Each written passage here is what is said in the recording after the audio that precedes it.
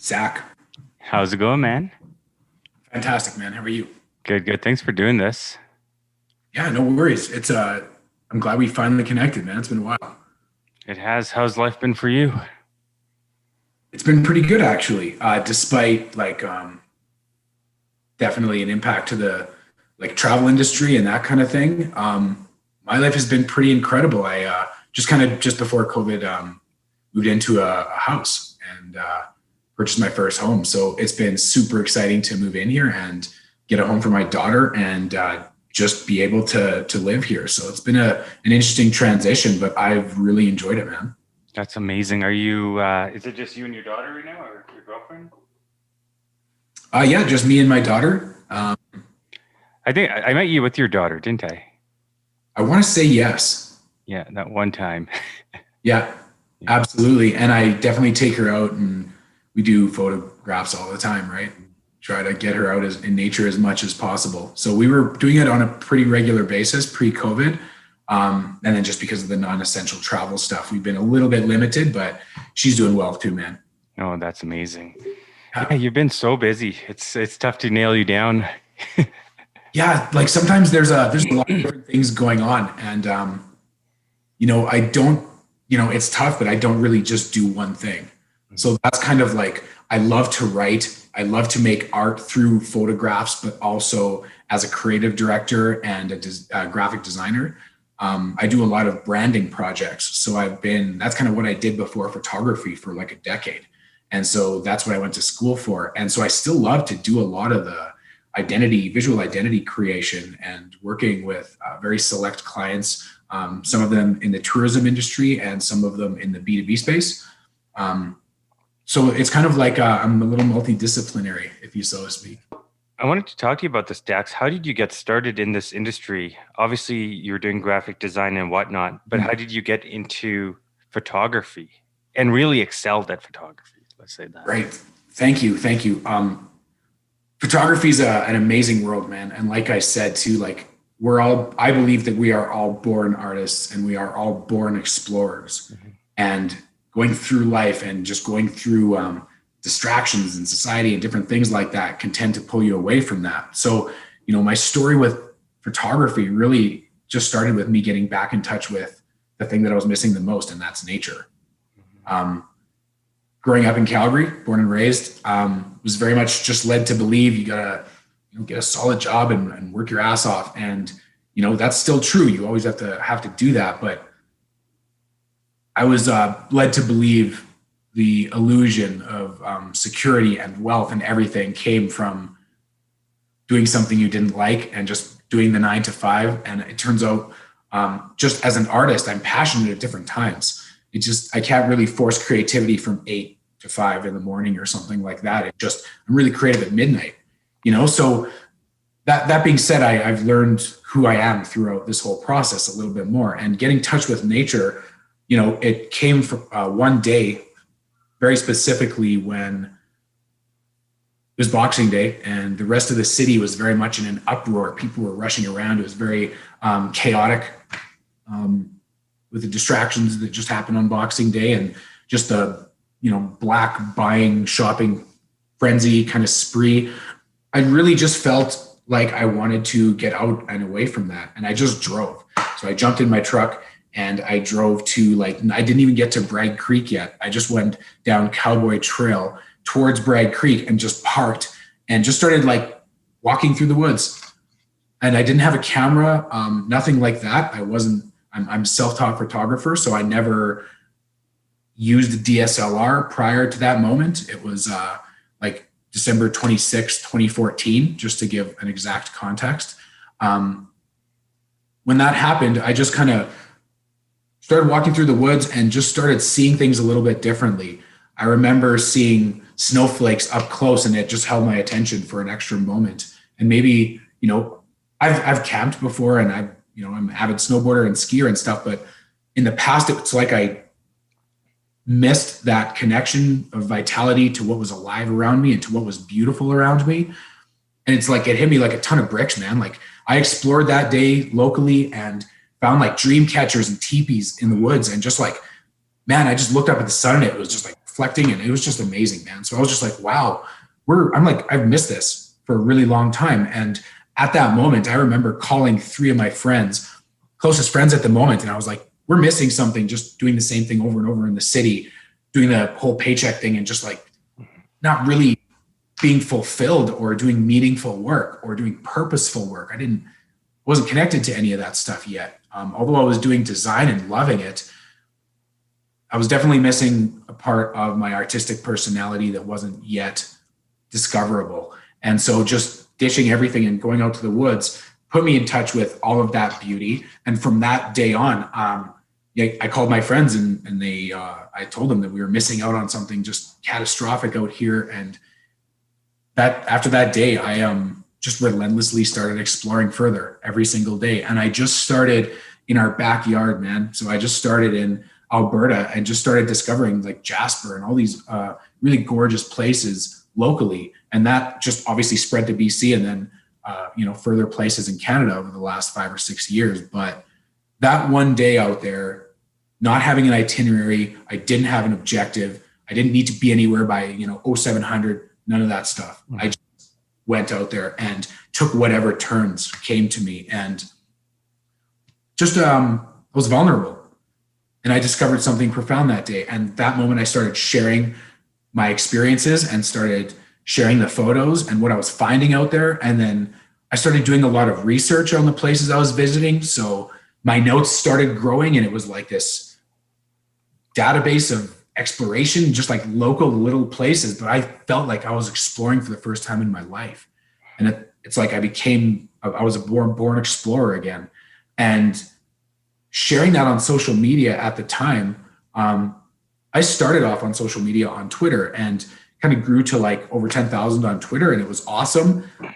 But when Instagram was becoming popular around that time, I really was able to just post the photos that, like the moments that I was experiencing, I was able to capture them. And my aptitude for photography grew as I got connected to that local community of kind of like photographers and adventurers almost, and people who are out there climbing all the time. I barely knew that a lot of these places existed. So once you can imagine, man, once I hit the places like Moraine Lake and Johnson Canyon, the places that we're all used to, but to someone in another part of the world, they're just mind blowing, right? I was just seeing all that for the first time. And I learned about the identity of our province through photography, storytelling, and people. So I don't know if that's a long answer, but I got connected initially to photography and the power behind it. Have you found that from that day, there is beauty in being vulnerable? Yeah, 100%, right? I've found that early on, but if you're able to humanize yourself through your words and through your photos or any type of art, and like I can look at you in the eye right now and you're getting the truest version of me that I've ever been, like that's living with full integrity and being vulnerable to the mistakes that you've undergone and learned from and are willing to share with others. So there's a lot of trial and error when it comes to any industry, but photography specifically, like thousands of terrible photos, you know what I mean? Just to get that one. And you have to learn that just through going out there, and you'll write your own story. And I just found out that like by doing that and sharing vulnerabilities and just being real with people, like I've never been here before.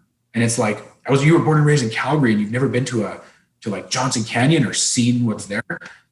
Sharing that experience just brought that vitality to my posts and vulnerability. And it just seemed to resonate with people as I see that it still does. Do you struggle with the creative process like many artists do? And we're so hard on ourselves. Like, that's not the right photo, or I got to tweak this a little more. Yeah. It's an unspeakable thing that just happens in the industry, and we all go through that in a different way. I definitely go through it. The thing that I'm always finding myself telling even younger people, I definitely teach, like I have a daughter, right? And I've taught her a lot of photography, like methods and tricks and stuff. You just cannot compare yourself to others in a harsh way and devalue yourself or your work ever, because you always start from somewhere. And even now, when I go back and look at the old photos that I thought sucked, there's value in seeing those photos because it shows me what my eye used to look at and what my eye looks at now. And like I used to shoot 10 photos and now I come back with 100. And like they're starting to get better. There's less crap in every batch of photos. That being said, everyone is doing something a different way. And it's tough to navigate spaces, especially when it comes to like social media. I find that that's it's been a key player in helping photography become well known to a lot of people in the world and helping myself grow my brand and a lot of other photographers grow their brands. But the creative process is a tricky one. I find myself heavily inspired to create when I'm out there.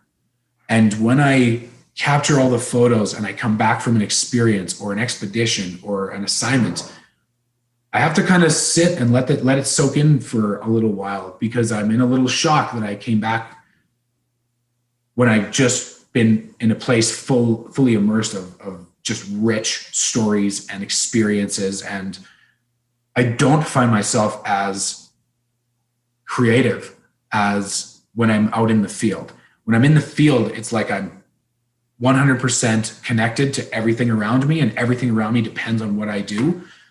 And when I come back to create, the process is just different. And it involves going through tons and tons of photos. And that's an interesting process because at the same time, I want to get rid of the ones that are maybe completely blurry and unusable. At the same time, I'm reconnecting to the experience that I just lived. So it's an interesting juxtaposition of work. And I find that having multiple creative outlets allows me to exercise my creativity in different ways, allowing me to have a more fulfilled level of inspiration all the time. It's beautiful, Jax. Yeah. Thanks, man. So like between writing and just creating designs and art and photos purely from the heart, I know that it sounds funny, but just really just creating for the purpose of the love of doing it. That's what we all have to start doing more of, is just creating for the love of doing it. Like worry less about the algorithms and how they're always changing and always impacting people in different ways. I've said this before, and I still wish that I had an app to hide all of the likes and follows and stuff. And they were just blank. And I just wish I could just create, and I didn't know how many people followed. I just wish I could create like that. And that's still what I'm striving to achieve.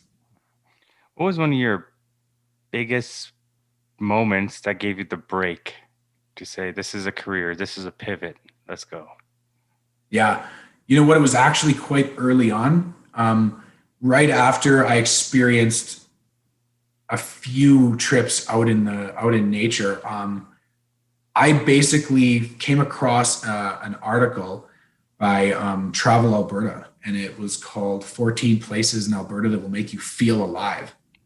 And I was like, whoa, I saw that article. I went through all these places. I couldn't believe them. I was very familiar up to that point with Drumheller and the Badlands area, and the rustic and just prehistoric nature of that place has always been a draw to me. I had my birthday at Toronto Museum one year, so I was quite the paleontologist lover at the stage.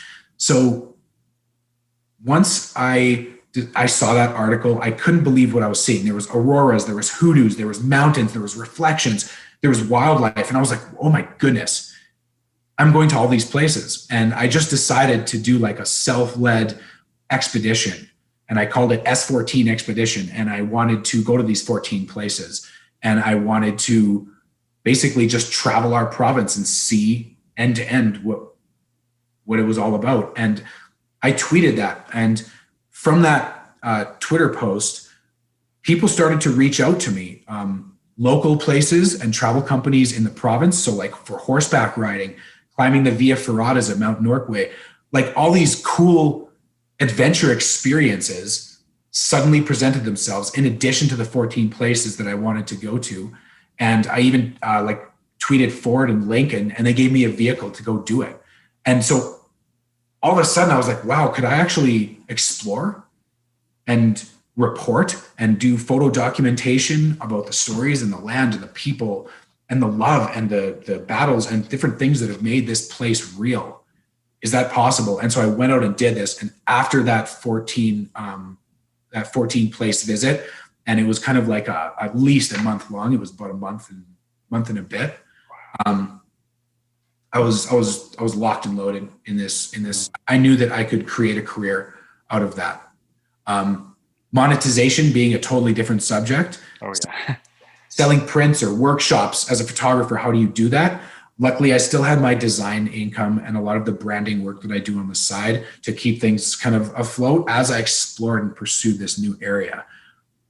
But once I started, like I said, doing photography, I was out there every single day. I was super connected to things. I couldn't believe what I was seeing with my eyes, and writing and just reporting that just came naturally, as it still does when I'm out there. It's just been amazing to experience these places. I can't tell you enough. Wow. Dax, they always talk about the broke artist or the starving artist. We've heard that word. Mm-hmm. How does somebody know their value or know their worth? Because the other company may not know it at times. And then oftentimes as an artist, we don't know what to put our work at or worth at. Right. And that's quite an intense and broad subject right there too, because worth is a whole other thing that a lot of artists definitely struggle with, because it's art, man. And some people will love it and some people just won't. And you, right from the beginning, have to, like I said, if you're creating from the heart, you're already beyond worthy to be doing what you're doing. It's already going to be admired by somebody.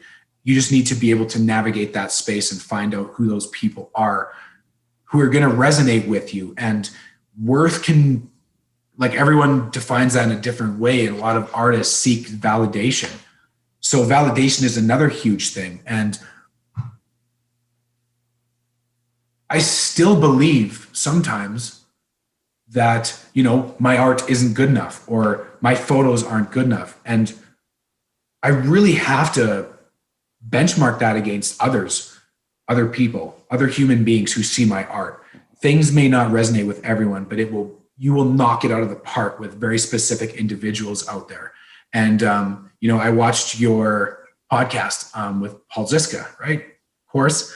And it was very interesting to hear him say, like, some very interesting things that I experience as well. Like, sometimes you will just get these personal messages from people, and it'll be a very specific photo from a very specific moment. And they will reach out with one of these personal messages that are just super long and meaningful to them at that moment. Like, I've had amazing messages from people who've gotten married at some random locations that I've shot. I didn't even know where I was. I was just taking a picture of a mountain. And someone reached out and they were crying when they saw the photo because it brought them back to their wedding and they wanted to buy a print. And all of a sudden I was connected with this other human being, right? It wasn't just a like or a follow or whatever. It was another human being. It brought emotion to the conversation, vulnerability. And that's what I learned goes the furthest. It just resonates. So if I can identify your worth through those conversations and meaningful experiences with people, I think that that's a better way for me to identify my self-worth, is through conversations just like this and humanizing one another. When you see someone else's work and you get inspired by it, and say they use a lot of contrast, for example, or they black out their photos, and you really enjoy it and you want to put it onto your photos, are you afraid to stray away from your style and your art, for example? Definitely never be afraid. So this is fun. Remember, this is not a competition. We're doing this for fun. At least I still am. And I'm never afraid of trying new styles. And I definitely have so many artists that I have looked up to since the beginning. Some of them are specifically black and white, and their photos are just mesmerizing, completely mesmerizing. And that was established through their path in photography and the moments they saw and how they wanted to bring emotion through color or contrast or no color. And it's every path, like I said, everyone's path is different. And I highly encourage you to carve your own path and definitely experiment with new styles, because I scroll back to my Instagram, the very, very first photos, I was completely using a different style. I was using the cool app at the time of how to, like, edit photos, and I was trying new things. And There was only a few photo editing apps for Android. Was it Snapseed? I moved into Snapseed. This one was actually Visco. Oh yes, yeah. Right? Visco was very cool and popular right in the early days of like the Explore Alberta and the travel communities and different things like that. So everyone was using it. But after not long, I found the intuitivity of it to be a little bit lagging. And when I found Snapseed at the time, my photo production just went through the roof. And I was able to now edit photos with my fingertips in a very personal way, in a very one-on-one way with the photo. Not that I encourage a lot of editing on photos. Editing is like, I edit to bring the life out of my photos, and I edit the photo to show you what I'm seeing with my eyes. So the color is that blue, the mountains are that color, and that's what I want to show you. The camera doesn't always capture what our eyes see. So that's kind of the editing process I use. And when it comes to other photographers, I've been heavily inspired by different people at different times. And when I discovered the Snapseed app, like I said, my photos just became more vibrant. And I now was bringing the life out of my photos that I was experiencing. I remember standing in Jasper National Park, Athabasca Falls, and I was being sprayed by the water, standing in this vegetative zone. And it was so alive, right? I put my fingers into the moss and I was there. And then when if I was taking the photo and editing with a certain style, kind of muting the colors and graying it out, I just wasn't connected to that moment anymore. So what I'm trying to do is just pull my viewers and my audience and my amazing community into that moment as much as I can, so that you can experience that with me as much as possible. And that's how I like my photography to speak. Well, when I look at your photos, it doesn't look heavily edited, and it looks like you're right there with you. Awesome. And which I really admire, because it's not overly edited, but it just makes you feel present. And like you said, you can express the emotions through photo, which is so remarkable. Now, Dax, have you found that through iPhone usage and everyone using their phones nowadays, things have got quite competitive, especially on the work end for you? With all the noise out there with social media and everyone taking a photo now, you always hear this. You don't need a DSLR. You can take it on your phone. Yeah. And like, I have different opinions about all of that because, I did create a smartphone photography workshop, and I did deliver that workshop online and in real life. And you can take stunning photos, man, with smartphones nowadays. I was working with Samsung on a few occasions, and they sent me to Yellowknife in the Northwest Territories to photograph the aurora, our northern. Was that last year or the year before? I was the year before. I think it was 2017, actually, okay, yeah. 18 maybe. And they sent me out there to photograph the aurora, and we did. And I was with a whole bunch of other content creators. It was a really cool kind of trip fam that was planned, and it was phenomenal. And like learning the in and outs of the new technology of the phone, like it was incredible. When I first got on Instagram, we were at like Android iPhone like 6 or 4, like now you can shoot the auroras on your phone. You can, like, have you ever zoomed in on something out there? Like, our photos are now incredible from our phones if you know how to use specific modes on the phone, and you can hone in your editing style. So there's definitely pro mode on our phone cameras now, which enables you to shoot like you're using a DSLR in specific cases with obvious limitations. When it comes to shooting the aurora, our phone only has like a 10-second exposure at the time, where our DSLR has 30, right? So at this moment, I'm sponsored by Canon Canada, and the DSLR equipment is my go-to always. I've just found that in the past, I've shot on smartphones, GoPros, DSLRs. I usually have 2 of each. So that's usually my lineup is 2 DSLRs, 2 GoPros, and 2 phones, always. For phones, like shooting vertical and horizontal content for my clients, GoPro getting that super wide angle, and sometimes the DSLR can't go to the places that a GoPro or a smartphone could, like sliding way deep into caves and risking smashing my equipment off the walls, or paragliding off a summit of a mountain, which I've also done in panorama. Phenomenal, right? And I couldn't believe that moment, and I just had a GoPro on me shooting down into 8,000 feet up in the air, and it was nuts. And I didn't want to risk my photography being trashed at that moment, or cameras getting too cold and then failing or something like that. So Have you experienced some pretty wild moments out there? yes, of course. And a lot of them, like I said, have to do with this feeling of getting back to your, not childhood, but your wildhood, and getting back to this sense of your inner child out there. And so, like, yeah, I've had to like ski off the summit of a mountain into a paraglide, and that's basically parachuting off a mountain. And then the day before that, I didn't know I was going to do that. I was just on an assignment in Radium Panorama, and I just found out at like 10:30 the night before, and I was like, okay. I googled paragliding, man. And then 8 a.m. the next day, I'm doing a couple trial runs on my skis just to get the feeling of skiing again. And then we're paragliding. So I didn't know I could do that until I did it. And I didn't know I could go on a 9-hour hike because I've only been on 3-hour hikes. Didn't know I could do a 9-hour hike until I was forced to, basically being helicoptered up to the top of a mountain. And the only way down is to hike to the bottom. So when there's no other way to do things, you just end up doing it, and you find your inner resiliency.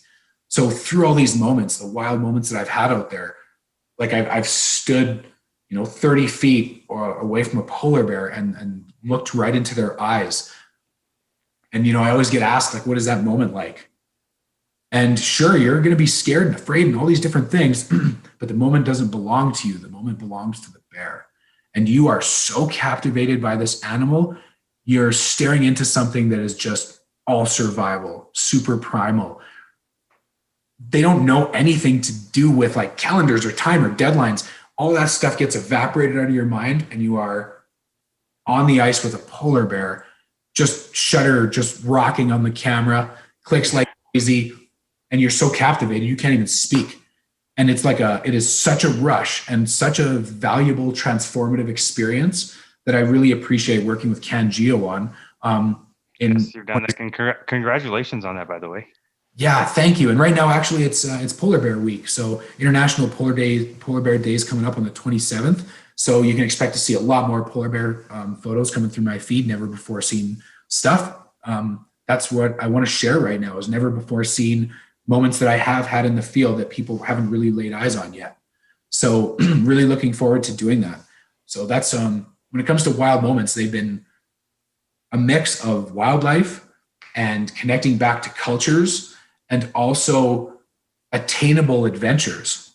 So these are adventures that you or I or anyone I know could go and take on. You don't have to have certifications or be like a professional explorer in any way. You can go to Mount Norquay and climb an iron stairway up the mountain called Via Ferrata. You seem like a very spiritual guy, or someone that's really tapped into their own energy to understand nature, understand yourself and what you want. How did that happen? And how did you find out this is truly who I am? Yeah, hell of a question, man. I'm so glad you asked it, because through the experiences that I just mentioned, everyone will go out there and undergo their own experiences. You will discover your true self by way of accomplishing feats you never thought you could do. Like, I remember trying to climb a mountain and failing horribly at it. And then 7 days later, I remember going back to a bigger mountain and telling myself, I'm not going to sit down until I get to the peak. Like, there's just no way I'm going to do it. You can create unrealistic expectations of yourself and achieve them if you just kind of set your mind to it and you're in that zone. And the more I did that, the more I was like, wow, there's like, you can do anything. And I know that sounds funny, but then I started to really challenge that. And like, I got to be a pro athlete to get sponsored by Helly Hansen or something for sure. And then one day I just approached them, and everything happened to align. I started using the hashtag feels alive after that 14, place expedition. That's the hashtag I adopted. And Helly Hansen has always used the hashtag feel alive. So we just connected on a different way. And all of a sudden I was backed by this huge brand. And then all of a sudden I started going on bigger expeditions and bigger trips, and just the camera equipment got better. My talent started going into different directions. I didn't think I could shoot portraits until I accidentally shot a portrait one day. And it's going to be the cover of my upcoming book. Like, it really resonates with people when you create that stuff from the heart, and you have no idea what you can do until you go out and try different things. So specifically, the moment that I realized that there was maybe a deeper connection between all of these things is when my graphic art started to get better and stronger because I was connected to nature. So I know that that sounds weird, but when I was in the city and doing, the 9 to 5, just doing the same type of art, and it was like limited amounts of projects, I couldn't really have full creativity on a lot of them.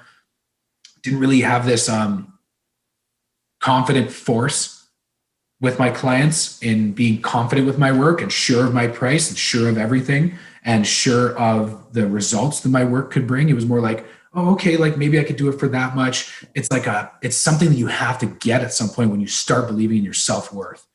And the very specific moment was coming back from expeditions and having an immediate deadline to do for design work and creating just a whirlwind of identity work in such a short amount of time that was all a grand slam with the client. And it was perfect. And after I did that, I started going out to the field more, and through photography and looking at my photos and then creating graphics and studying graphic arts along with photography, there's a lot of similarities, and people, again, can connect with art on so many different levels. And, design speaks just as loudly as photography in a lot of ways.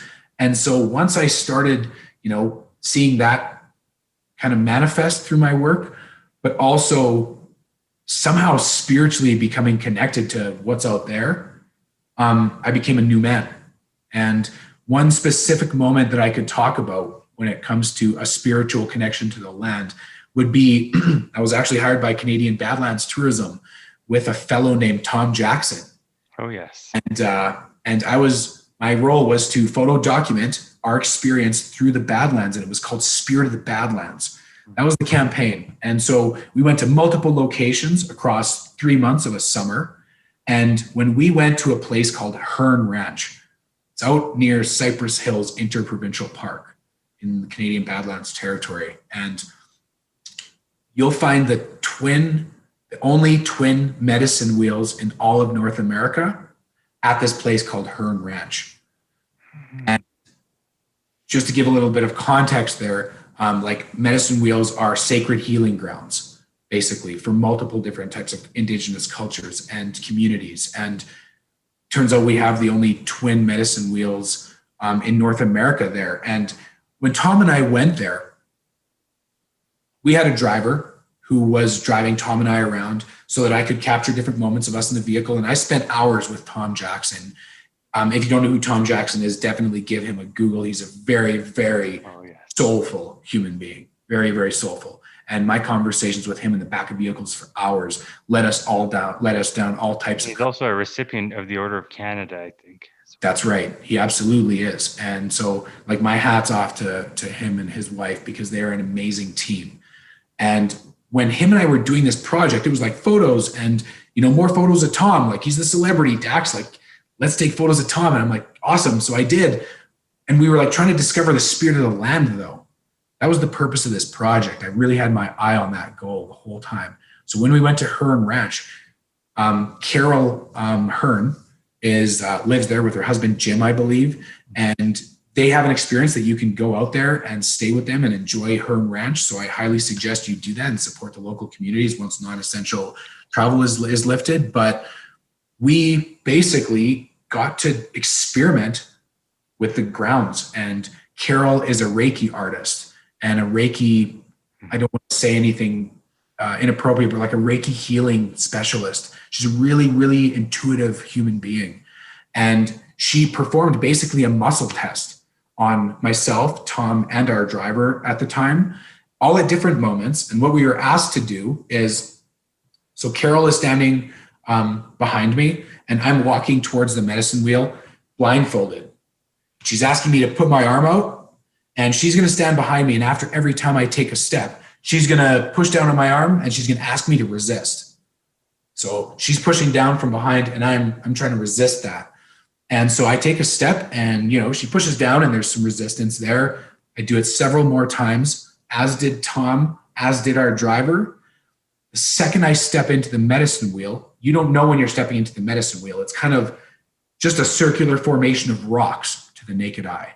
So you kind of just step into it at some point. And when she pushed my arm down, the whole side of my body went numb. And like I had no movement in this arm anymore for that moment. And I just had no force anymore. And like immediately what happens is like, you're like, what? You kind of like pull off your blindfold and see where you're standing and you're inside the circle. And you're like Carol's standing there with this huge grin on her face behind you. And you're all of a sudden in a different place and you don't really know what just happened, but you get to see it done to other people as well. And then that will make you a believer that there are some frequencies in the ground and between all of us that we're not really sure about yet. After that moment, Tom and I are socks and shoes off, standing there barefoot on the land, just looking out onto this gorgeous Badlands scenery, talking to each other about how we just discovered the spirit of the Badlands, you know? So to go through those moments with different people at different times, some family, some my daughter, some random people who end up becoming best friends, like that's how you find your self-worth and your purpose and your meaning in this world, I would say. When you feel the moss or you feel, slate on your hands, do you feel a transfer of energy at times? Yeah, absolutely, you can. And that can be described in different ways too. It's very much transfer is an interesting word because there definitely is something, but for me, it's more of a sensory experience that I'm taking in. And whether or not my fingers are in the moss or I'm just experiencing the spray of a waterfall, whatever that is what connects you, I think. And we hear that phrase, like when you're out there, sometimes you're like, take that fresh breath of air and you're like, I feel alive. Well, what does it mean? And I think what you're trying to say, those sensories just are on fire. Yeah. Exactly. And it's a full body experience and you're attentive to your entire body's movements. Best way I can explain that is like sea kayaking. I've been on 2 sea kayaking expeditions. And when you're in a kayak and you're on the ocean waves, man, and your paddles in the water, you are fully immersed into that experience. Every single movement you make with your core or anything affects whether or not you perform or whether or not you're tipped over, right? And whether or not you're practicing your role all of a sudden in huge waves. Your paddle is an extension of your body, just like my camera is an extension of my eye, and you are fully immersed out there and you don't worry about the deadlines. All of a sudden, anxiety, depression, all of these things start to just wash over you and you're just connected and you're alive and you're a human being again. And that's what I have to say about that. Is a journey of being a photographer and an explorer a lonely journey? I don't think lonely is the word. I don't really know what the word is. It is definitely a bit of a solo way of doing things in a lot of ways. I'm definitely solo on a lot of trips. I do like being alone a lot of the time. I definitely love my solidarity. I'm definitely that type of human. That being said, if you put me in front of an audience and 100 people and 200 or 1,000, you want me to tell a story that gets people fired up, I can totally do that. And I love doing that. Finding myself and doing all of these experiences has allowed me to become more human with others. That being said, I love trips that are organized with different people and they put me in a group of 5 or 10 or whatever amount of people and we're sent out into a backcountry lodge, for example, to learn avalanche training or to do something really cool where we're focused on teamwork and building each other up as a core unit. Any type of training like that is I love it. So it can be a solo journey, but I've definitely always been open to having others with me on these trips because sharing those moments is extremely, extremely valuable. And, I don't think we take much with us other than memories at the end of the day, right? So creating one of the very few that understand that. We're not, we come here empty-handed and we're leaving empty-handed. Yeah. Absolutely. And through the way that you spend your moments of your life, those memories are going to stick with you, I promise. And if you ask people later on in life what they wish they did more of, it was to get out and see the world and see life and experience life and cry with other people and learn about different cultures, try something new, right? And find out what you're truly capable of. That's that's the wish that I'd have for anyone listening to this podcast. Dax, before we get going here, a lot of people have, like, say, a 9 to 5 and all this, and they're so bogged down with life and family and whatnot. How can they get started in exploring and, like you said, one day appreciate the moments and memories? Yeah, absolutely. And I have a daughter as well, and I definitely balance the family, career, outdoor expedition type of life. And to be honest, you have to do something unexpected. And that's what shifted my whole perspective and career path, was doing something that was just every day. I woke up and did the same thing. I just, woke up and went to work and worked on the same type of stuff and wasn't fulfilled. And then one day I just completely flipped that script and just decided to undertake these adventures, right? So for someone looking to get started, you can go anywhere. And it doesn't need to be, like I said, it doesn't need to be Moraine Lake at 0700 or anything like that. I encourage people just to get in their vehicles and just go drive and not be so diligent with where you need to be. One way to inspire kids is I took my daughter out for the very first time a few years ago. And I said, once we're out of the city and we hit this Canmore area and you start seeing mountains, you're Dora, the explorer, and I'm Diego. You tell me where to turn, You're the explorer now, and you tell us where to go. And we discovered waterfalls. We've discovered like glaciers and everything. And she feels 100% immersed in it.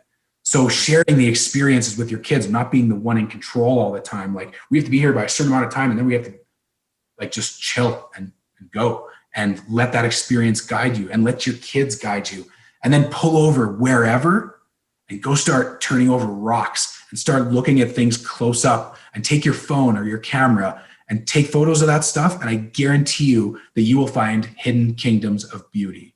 And once you do that, you're going to inspire yourself, your family, your kids, and you're going to start wanting to do that more. I promise. It's not about just getting out of the car, taking that shot of Vermilion Lake, get back in, and let's go. Because there you go. But maybe take a few more turns and get into it a little bit and get your hands and feet dirty. Dress for the occasion and plan properly, but run wild out there. That's what we're meant to do, I believe. I love your free-spirited energy. You're a beautiful person, Dax. Thanks, Zach. I think you are too, man. Really appreciate the time today, man. Dax, before we head out, are you having any shops going on or workshops, or how can people get a hold of you or support you in any way possible? Yeah, for sure. So when it comes to my photography work, I definitely sell my prints. So everything that you see on Instagram or on my website, which is daxjustin.com, is available for purchase. I had my smartphone photography workshop online primarily. I did a few live workshops, but COVID definitely impacted that a little bit. I'm currently working on a new version of that workshop, and it's going to integrate both smartphone and DSLR technologies. So instead of Smartphone Pro, it's going to be called Mobile Pro, and it's going to be all about mobile experiences. So wherever you are, how to capture the best moment with what you have on you, and then how to edit and share that moment in the field wherever you are using that technology, because super cool. Connectivity is now there. Definitely enjoy making it affordable for everyone. Awesome. I find the types of people that I get through my workshops are just very broad. I'm not really out to teach professional photographers. I want to teach people between the ages of 12 and 80 how to capture those moments. And when kids take pictures of their parents and their grandparents, and you're shooting those portraits, I promise those photos are going to gain value over time in that person's life. And you'll start creating moments that have these memorable experiences right away. Hey, quick question. What is it about black and white portraits that draws us to them? Yeah. A couple things. I've found in a lot of cases that when I've been out in the mountains, I like zooming way in on the mountain, and I like seeing all the intricacies and all the detail that maybe gets missed when you're just driving by. So pick up a nice big lens and see what's happening at every part of that mountain. I've done that a lot. And then I've also photographed faces a lot. And I've zoomed in and I've looked at people's faces and shapes and how they change over time. And then by comparing mountain photos over the last 5 or 6, 7 years, I've seen them change over time. And then I realized that the lines on someone's face are no different than the lines that get carved on a mountain. They're both created by pressure and time. So when you're taking the color out of any photo, you're actually exposing the raw, true detail that exists without the distraction of color, if you want to so put it that way. And so I found powerful black and white photos to be extremely captivating. What a great way of putting it. Jeez, you're Thank so you. good with your words, Dax. Thanks, Zach. I appreciate it. Well, thank you so much again for your time, and God bless you, brother. Absolutely. Thank you so much, man. Can't wait to see the final product.